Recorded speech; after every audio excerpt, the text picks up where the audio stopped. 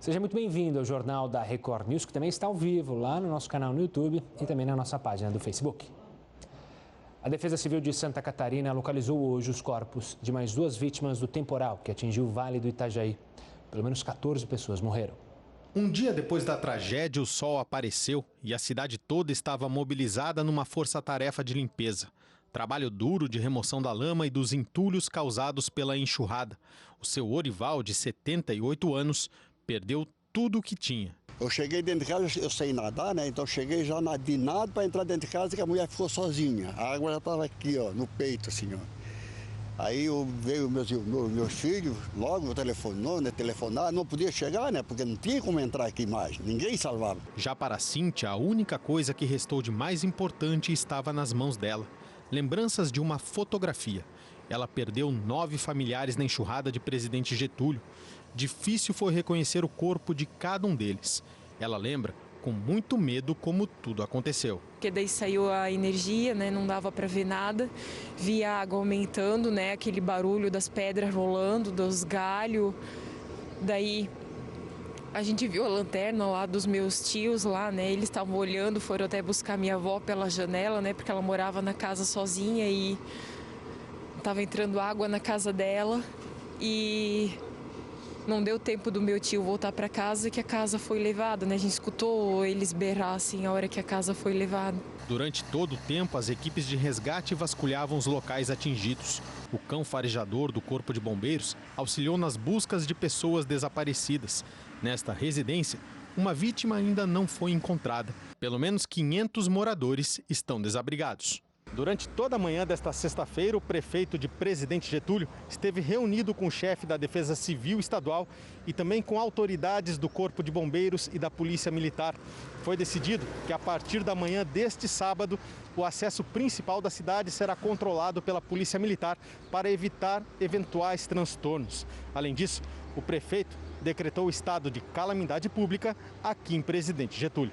A gente não gostaria jamais de fazer isso, de encaminhar um estado de calamidade pública, mas em função do ocorrido, muitas famílias dessas estavam se preparando para ter um Natal, né, com uma família e agora perderam casas, outras perderam vidas, perderam os amigos, perderam os parentes. As pessoas vão se superar e em pouco tempo nós vamos conseguir recuperar o nosso município e deixar ele, sim, ainda mais lindo do que sempre foi.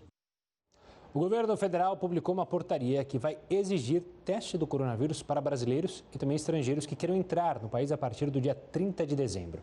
Para liberar a entrada, o governo vai exigir um resultado negativo no teste PCR, realizado 72 horas antes da chegada ao Brasil.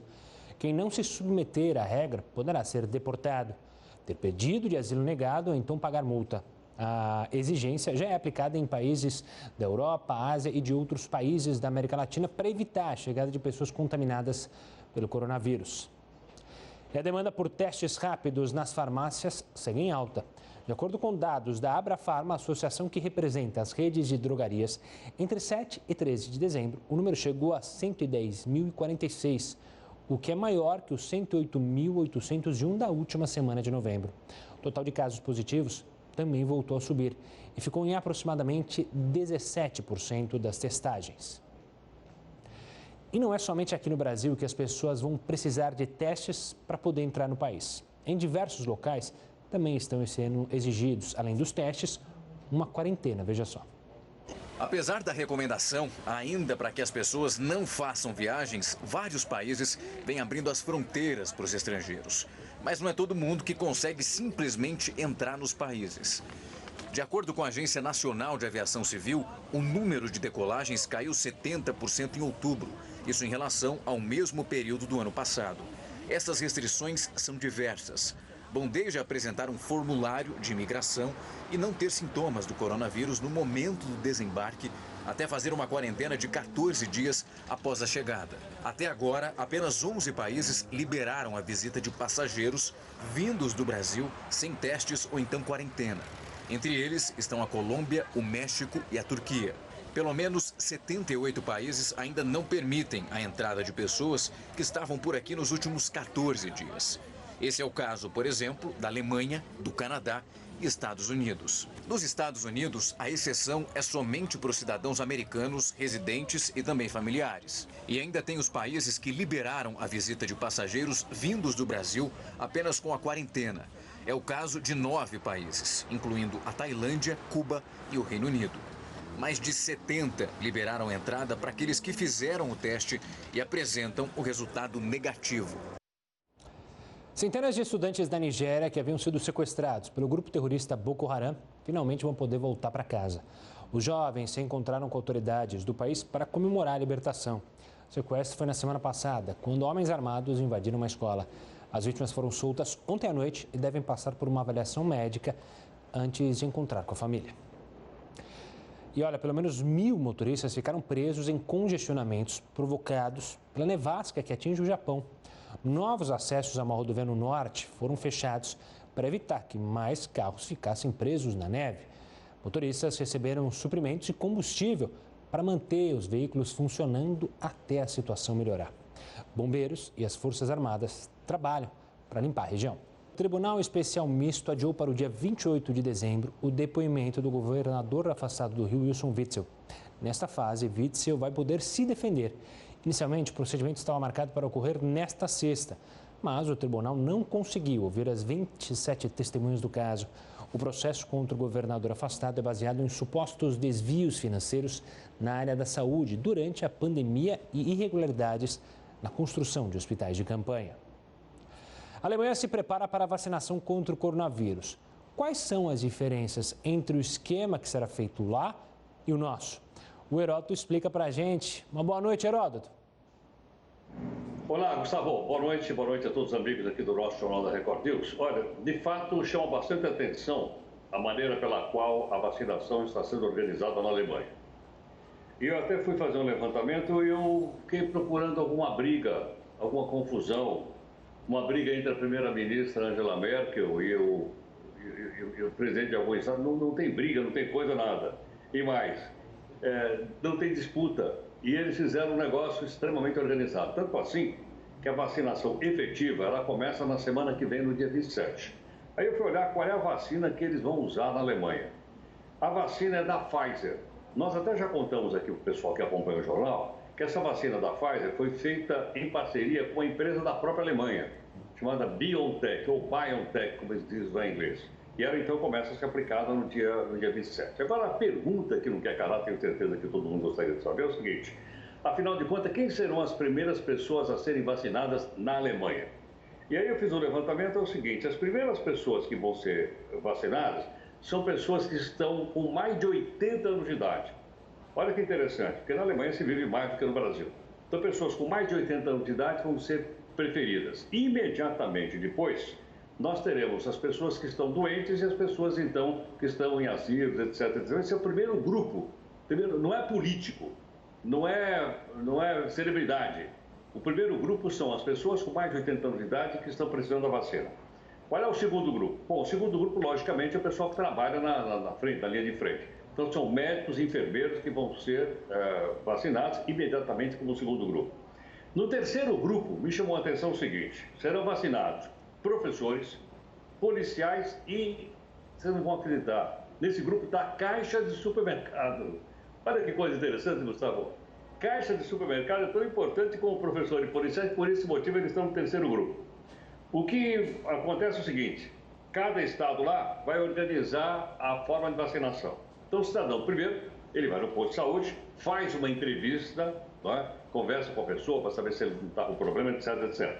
Depois, ele passa para o médico.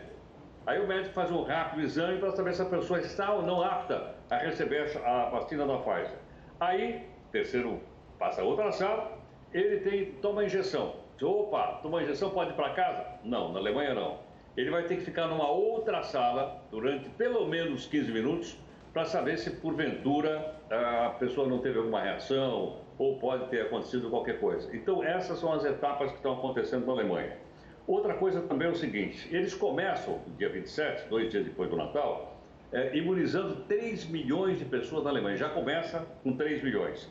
Cada estado da Alemanha, assim como no Brasil, tem estados lá também, conduz a vacinação. Não há uma condução geral unificada como acontece no Brasil lá desde 1975. E outra coisa que eu queria chamar a atenção também dos nossos amigos. Na Alemanha, a vacinação não é obrigatória. Aqui o Supremo decidiu que é obrigatória, ou que pelo menos é compulsória. Na Alemanha não, o cidadão vai se vacinar se ele achar que deve ou não. E outro detalhe interessante também para a gente ficar olhando na Alemanha. Além da Pfizer, logo depois eles terão mais 5 vacinas diferentes, de laboratórios diferentes, à disposição então do povo alemão. Eu acho que não custa nada a gente dar uma olhadinha, não tem nada para ensinar para nós, mas não custa nada a gente ver como é que eles estão fazendo, porque eles estão fazendo antes, e quem sabe isso, Gustavo, possa inspirar as autoridades do nosso país. É isso aí. Bom, Heródoto, daqui a pouco você volta e participa aqui no Jornal da Record News. Agora a gente vai até Brasília, porque a ministra Carmen Lúcia, do Supremo Tribunal Federal, determinou que a Procuradoria-Geral da República investigue os supostos relatórios da Agência Brasileira de Inteligência que teriam a função de ajudar a defesa do senador Flávio Bolsonaro, filho do presidente Bolsonaro. O repórter Matheus Scavazini tem as informações. Boa noite, Matheus. Boa noite, Gustavo. A ajuda teria sido para a defesa das investigações das supostas movimentações financeiras ilegais na Assembleia Legislativa do Rio, quando Flávio era deputado estadual. Segundo a ministra, os fatos descritos pela imprensa podem configurar crimes de improbidade e irresponsabilidade. A ABIN e o ministro Augusto Heleno, que teria participado de reuniões sobre o assunto, negam as acusações. Flávio Bolsonaro não quis comentar a decisão. De Brasília, Matheus Scavazini. Obrigado, Matheus. E no começo do jornal a gente falou sobre os testes que o Brasil vai exigir para quem quiser entrar no país. Para entender melhor e se de fato isso funciona, a gente convidou o médico Alexandre Schwarzbold, membro da Sociedade Brasileira de Infectologia, para comentar. Doutor, obrigado pela participação. O Heródoto também está aqui com a gente para falar sobre esse assunto. Na sua visão, doutor, de fato essa é uma medida que pode auxiliar para evitar novos contágios aqui no país? Boa noite a todos, boa noite aos nossos telespectadores. Sim, não há dúvida que essa é uma medida que todos os países que adotaram numa situação mais crítica do país, entendendo que o movimento que se dá dos aeroportos de populações sem controle de outras regiões representa sempre um risco de transmissão se a gente não tiver um filtro desta passagem de pessoas, né, de um país a outro. Então eu acredito que é uma medida que por si só ela não é absolutamente única para resolver um problema de identificação de possíveis infectados, mas ela é uma estratégia importantíssima para que a gente possa fazer esse acompanhamento e essa seleção de quem venha para o país. Sim. Doutor, em alguns países do mundo, eles estão exigindo que a pessoa, ao desembarcar, ela fique numa quarentena de 14 dias. Poderia citar como exemplo, talvez, os Estados Unidos. As pessoas embarcam, buscam autorização, e tem que ficar 14 dias lá de quarentena. O senhor acha que seria necessário fazer a mesma coisa no Brasil? Ou seja, além do teste, que a pessoa, ao desembarcar aqui, ficasse também 14 dias de quarentena? Exato, Heródoto. Na verdade, a gente pode talvez encurtar com as novas informações que se tem na literatura, encurtar esse período de 14 dias para próximo de 10 dias. Mas uma quarentena de 7 a 10 dias é fundamental, porque o teste, se ele é feito muito antigamente ou muito recentemente. Acho que perdemos o contato com o Alexandre Schwarzbold. Vamos ver se a gente consegue retomar a fala dele, Heródoto, para justamente entender aí essas medidas que são tomadas para tentar evitar. Final de ano, sempre há possibilidade só um detalhe, de pessoas... Gustavo, claro, Heródoto. Sabe que uma curiosidade em relação a essa pergunta que eu fiz, as pessoas que viajarem, por exemplo, para os Estados Unidos, elas poderão fazer via México. Só que ela tem que ir para o México e fazer uma quarentena de 14 dias no México. Aí depois ela tem uma autorização para entrar nos Estados Unidos. Quando é uma autorização especial, tem um parente, tem uma doença, alguma coisa, o consulado americano no Brasil, ele dá autorização. Mas ao receber autorização e chegar nos Estados Unidos, a pessoa vai ter que fazer a quarentena de 14 dias lá nos Estados Unidos. É uma precaução que eles estão tomando, porque inclusive a gente já mostrou aqui no jornal que em números absolutos os Estados Unidos são o país que mais tem registrado casos de contaminação do vírus do Covid-19. Heródoto, o doutor Alexandre já está de volta aqui com a gente para terminar o raciocínio sobre a sua última pergunta. Por favor, doutor, tivemos um probleminha aí na conexão, mas já resolvido. Vamos lá. Então, na verdade, como eu dizia, é possível que a gente possa encurtar para algo como 10 dias frente aos novos dados na literatura. O Centro de Doenças, de Controle de Doenças nos Estados Unidos, o CDC, já diminuiu um pouco esse período para 10 dias. Mas, Heródoto, é muito importante que tenha um período pelo menos de 7 a 10 dias de quarentena, porque se a testagem é feita muito próximo da viagem ou ao mesmo tempo muito antiga, pode ser que tenha um período de uma janela que não detecte o vírus. Então, esse período de quarentena no país nos dá garantia, pelo período de incubação da doença, que nós detectaremos pelo menos nos primeiros dias no país. Então, se ajunta mais uma estratégia, a questão da quarentena com a questão da testagem prévia, né? E, doutor, haveria outras maneiras também para se precaver? A gente acompanhou, por exemplo, casos de aviões com um número reduzido de pessoas, mas invariavelmente há voos saindo aqui mesmo, dentro do Brasil, com lotação máxima. Como que você olha para isso? É perigoso mesmo o voo com muitas pessoas? Não é tão perigoso? Sem dúvida, se a gente for hierarquizar, criar uma hierarquia de riscos maiores, eu diria que em voos transatlânticos, que são mais, digamos, mais demorados, o número de pessoas que não permitam o distanciamento de 2 metros, pelo menos, sempre é um risco maior. Então, mesmo voos dentro do próprio país, onde a gente acaba chegando num país continental como o nosso, ficar 1 hora, às vezes 2, 3 horas em viagem, uma proximidade de menos de 2 metros num ar fechado, num ambiente fechado, é sim de muito risco. Então, a recomendação é evite voo aéreo nesse período de grande transmissão no país. E se não puder evitar, procure trabalhar com as empresas que estão respeitando o distanciamento físico. Isso é importantíssimo. Doutor, nós até já contamos aqui para o pessoal que acompanha toda noite aqui o Jornal da Record News, que 2 grandes pandemias que nós tivemos, a contaminação veio de fora. O senhor conhece melhor do que nós todos a famosa gripe espanhola que chegou no Brasil através de uma embarcação, de um navio que veio dos Estados Unidos e Europa e trouxe para cá. No caso da coronavírus, foi amplamente noticiado que foram pessoas que estavam fora do Brasil e vieram de avião. Minha pergunta é o seguinte: essas medidas estão sendo tomadas com atraso? Elas deveriam ter sido tomadas imediatamente no momento em que foi divulgado que realmente havia uma pandemia no mundo e não 6, 7, 8 meses depois? Sem dúvida, Heródoto, coloca de modo muito correto. Na verdade, elas são tardias. Muitos países europeus já adotam alguns meses. Não esperaram o período mais crítico da epidemia como nós estamos novamente vivendo. Nós tivemos 2 períodos críticos, e este eu diria que é o segundo pior no país. Talvez em algumas regiões é o pior momento do país. O início da epidemia, os casos índex no Brasil, os primeiros casos, vieram provavelmente no período do Carnaval, principalmente no período do Carnaval. Antes dali deveria já ter havido um alerta para o mundo e um alerta no próprio país de que os próximos meses exigiriam pelo menos esse filtro da testagem para as viagens, né? Doutor Alexandre Schwarzbach, obrigado pela participação aqui conosco, analisando essa medida tomada pelo governo brasileiro. Até a próxima, doutor. Obrigado pelas explicações. O Supremo Tribunal Federal que encerrou o ano com uma decisão sobre a correção das ações trabalhistas. A gente vai a Brasília com o repórter Yuri Ascar, que tem as informações. Boa noite, Yuri. Olá, Gustavo. O Supremo decidiu que é inconstitucional o uso da taxa referencial, a TR, para a correção monetária de débitos trabalhistas. Atualmente, a TR é 0.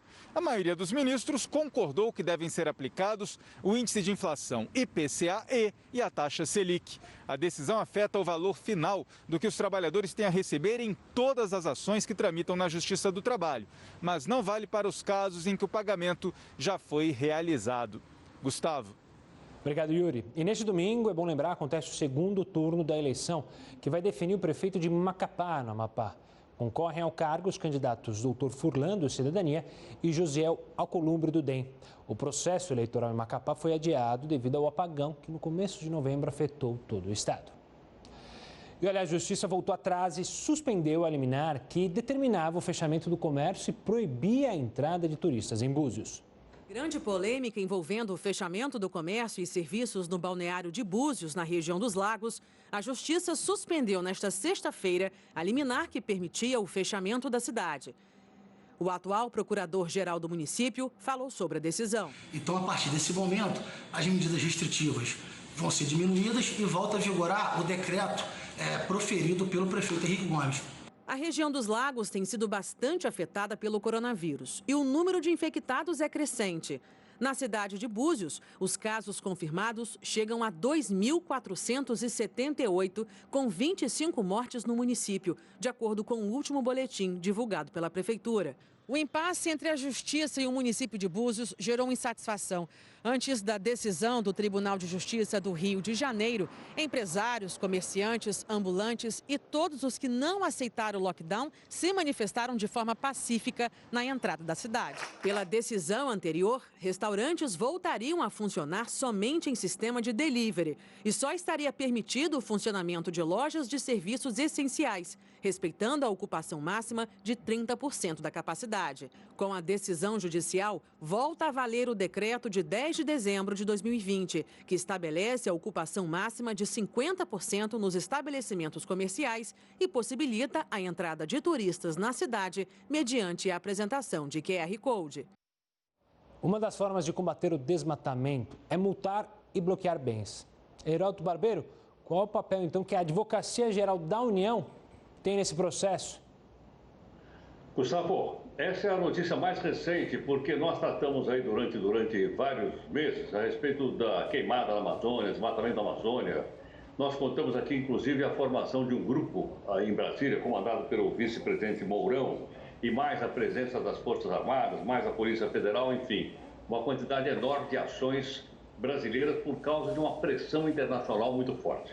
E essa pressão é porque os cientistas costumam dizer que poucos lugares do mundo são tão importantes para a sobrevivência da humanidade quanto a Amazônia. Para a gente ter uma ideia, ela tem quase 7 milhões de quilômetros quadrados. Olha o tamanho.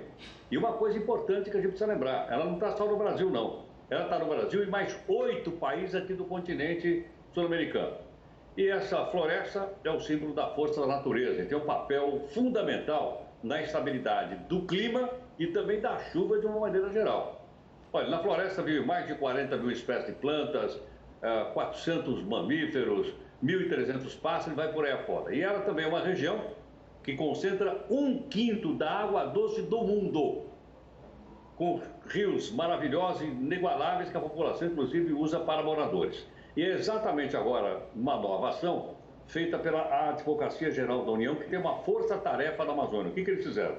Eles entraram com 43 ações na Justiça e mandaram multa aos caras lá, que os caras estão derrubando. A multa, a soma das multas, está chegando a R$500 bilhão. Porque o que acontece é o seguinte, o cidadão é multado e fica por isso mesmo. Mas agora a Advocacia Geral da União não só aplicou as multas, como ela mandou bloquear os bens de 71 réus. Aí bloqueia a fazenda do cara, bloqueia o carro do cara, os tratores, etc, para poder pagar a multa. Porque senão o cara simplesmente vai discutir e vai deixar achando que essa multa ela não precisa ser paga longa.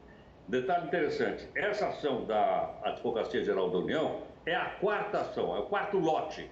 Eles estão ativos e vem aí um 5º lote e vai por aí afora. E o objetivo, logicamente, é parar o desmate. Aliás, não só parar o desmate, não é o suficiente, mas também para repor, para reconquistar, para reposicionar aquilo que foi derrubado. Então é mais um passo importante esse dado nessa direção, porque, Gustavo, é só mexendo no bolso dessa turma. Se não mexer no bolso, dificilmente esse desmatamento é capaz de parar.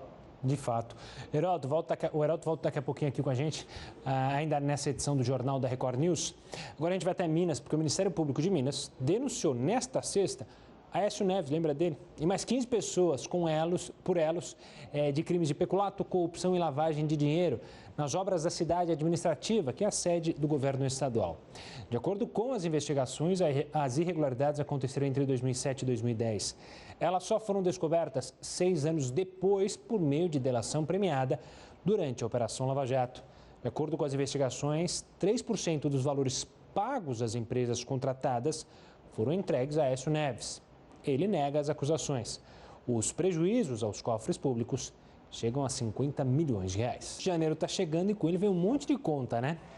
IPVA é uma delas. Algumas pessoas têm direito à isenção do imposto.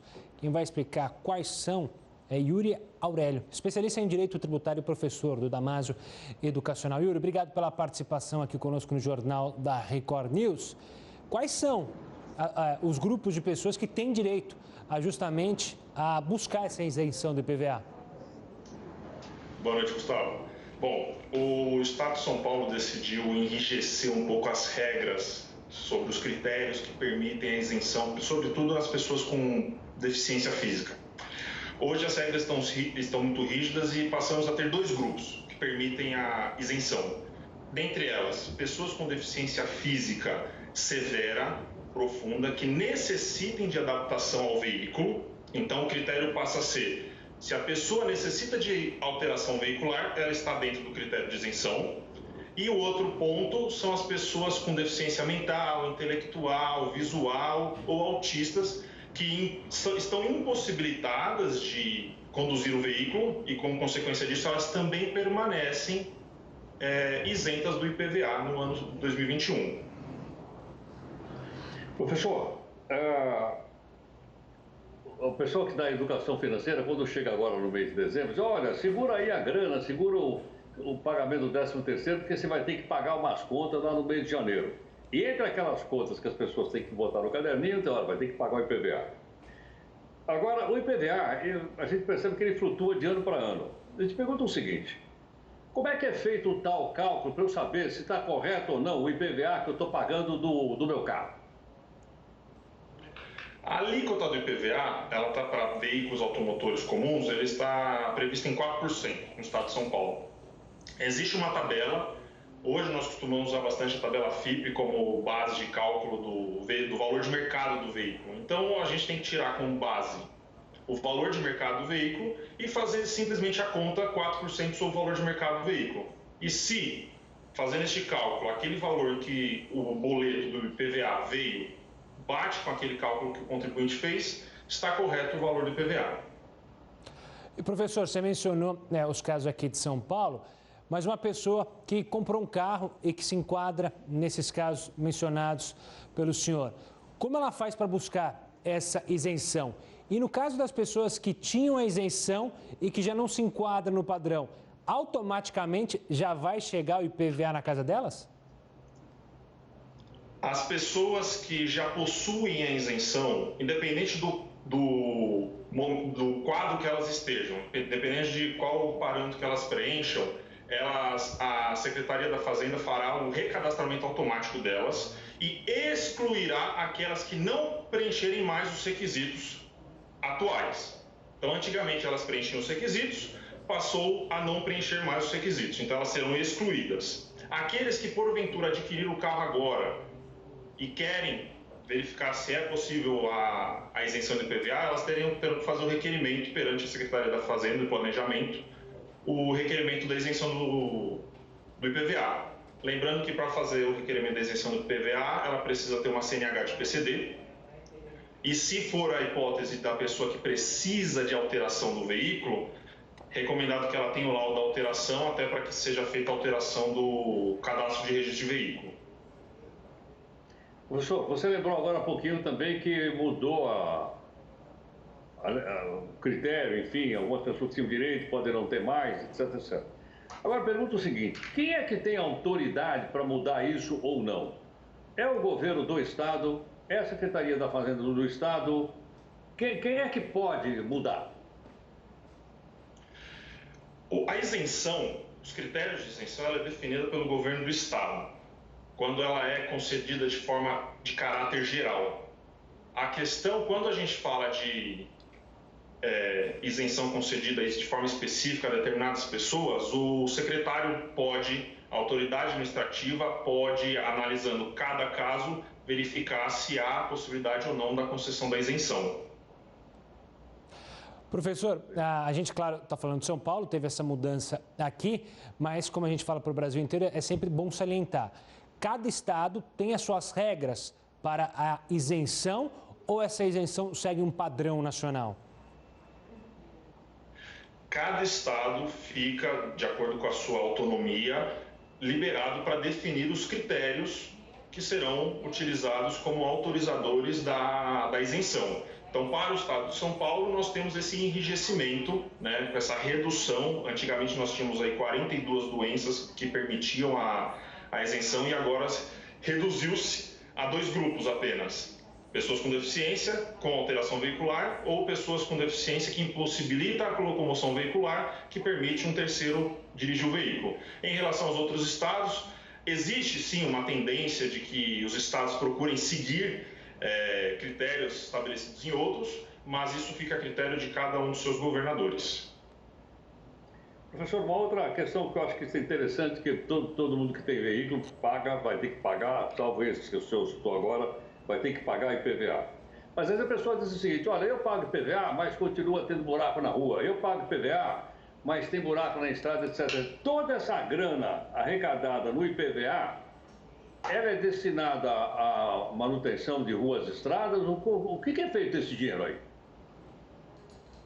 Heródoto, é assim, a gente é até engraçado, quando a gente está ensinando a questão de direito tributário para os alunos, a gente tem muito esse costume de falar que, poxa, eu pago imposto, eu mereço isso, eu pago imposto, eu mereço aquilo. Na verdade, assim, o imposto é uma receita que o Estado tem para manutenção das suas despesas, pagamento de funcionário público, pagamento de frota, combustível, etc. O imposto, ele é, como a gente diz, é um imposto cuja receita ela não é vinculada.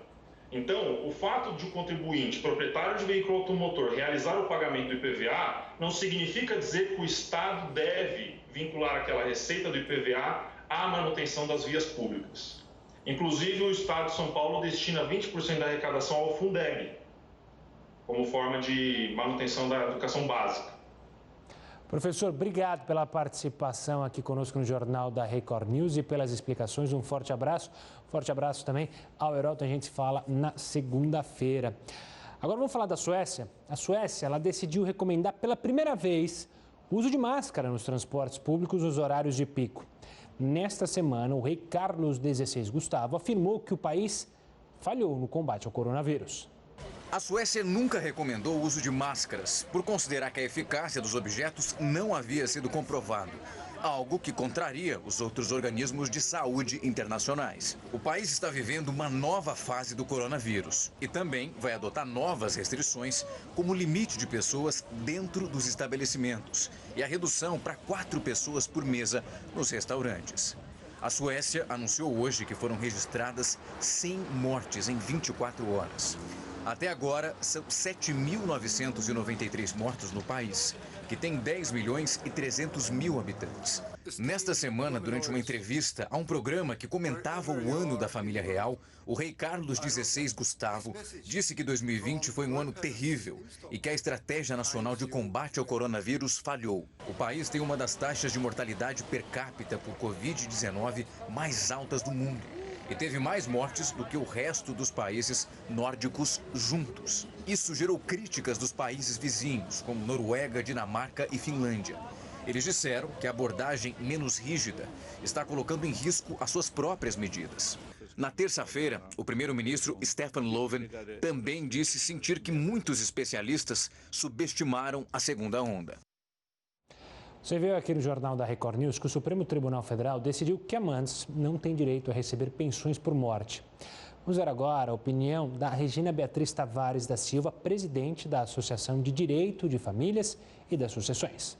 O Supremo julgou por maioria que não é cabível, no direito brasileiro, a coexistência de 2 entidades familiares, sejam elas um casamento e uma união estável ou 2 uniões estáveis. Inclusive com fundamento na bigamia, que não é autorizada no Brasil.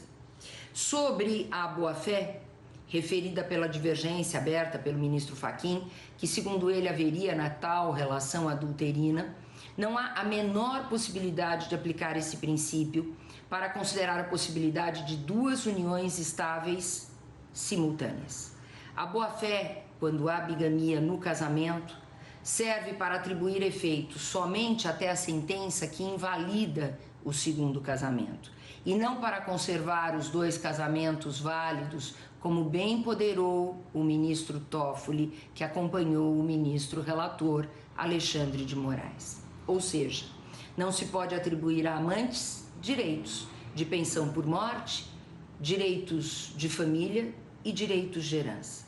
O STF reconheceu ainda que a monogamia é princípio estruturante e constitucional da família e, por essa razão, não é possível a concomitância de relações paralelas como entidades familiares. Ainda que tenha sido uma votação apertada, é importante destacar que não se trata de um julgamento moral ou político, como querem fazer crer alguns poucos, mas sim foi um julgamento realizado dentro da legalidade, em acatamento à nossa Constituição Federal.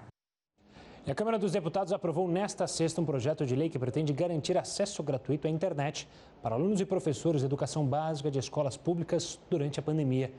O texto determina que a União repasse 3,5 bilhões de reais aos estados e ao Distrito Federal para que os governos locais apliquem na internet, incluindo a compra de planos e de tablets para professores e alunos.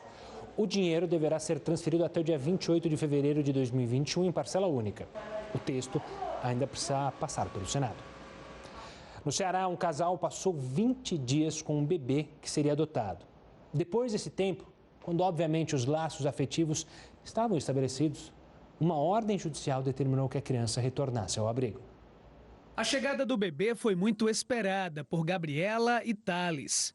O casal da cidade de Tianguá, na região norte do Ceará, conseguiu a guarda da criança após um longo processo. Mas a família recebeu a notícia de que teria que devolver o bebê.